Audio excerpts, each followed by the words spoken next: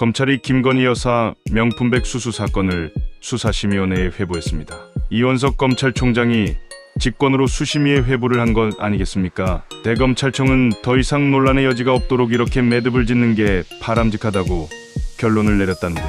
수사심의위원회는 전원 민간위원으로 구성돼 있습니다. 그렇기 때문에 외부의 객관적인 의견을 구해본다는 것을 의미하지 않겠습니까? 일단 이원석 총장이 이번 김 여사에 대한 조사 방식에 관해 비판을 했기 때문에 결국 이런 상황까지 온 것 아니겠습니까? 이창수 서울중앙지검장이 무혐의 수사 결과를 보고했지만 이렇다 할 결론이 나오지 않았습니다. 무혐의로 최종 처리되는 게 아니냐는 전망도 있었지만 이원석 총장이 직권으로 상정한 것입니다. 그런데 문제는 시간 아니겠습니까?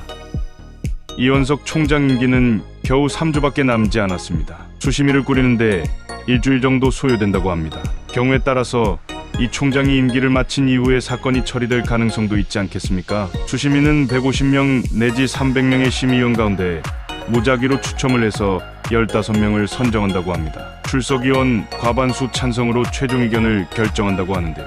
워낙 국민적 관심이 큰 사안이기 때문에 만약 수심위에서 다른 결론과 의견을 줄 경우 한바탕 소란이 일어날 것입니다. 수심위 의견은 강제적 효력을 갖지 않습니다. 즉 법적 효력이 없다는 말이죠. 다만 권고의 효력을 갖는데요. 어떤 결론이 나오든 대통령실과 검찰총장의 관계는 껄끄러울 수밖에 없을 것으로 보입니다. 민주당은 서울중앙지검 수사팀의 무혐의 결론에 대해 봐주기 수사라고 공세를 펼치고 있지 않습니까? 이 총장의 이번 결정 역시 그 연장선에서 나왔을 것인데요. 문제는 임기가 3주밖에 남지 않은 검찰총장이 대통령 배우자 수사 종결에 제동을 걸었다는 점입니다. 용산과 여권의 반발 역시 예상이 되는 상황입니다. 이창수 서울중앙지검장이 보고한 지 하루 만에 이원석 총장이 결정을 하지 않았습니까?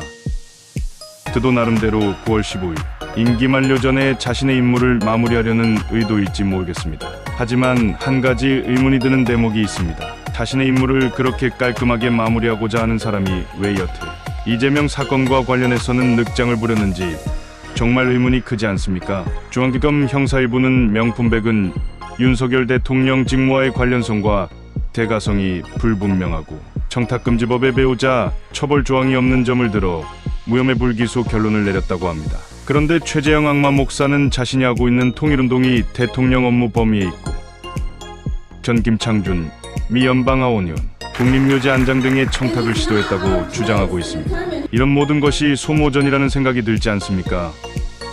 사건 관계인의 의견서를 받고 수사검사의 프리젠테이션을 시청할 것입니다.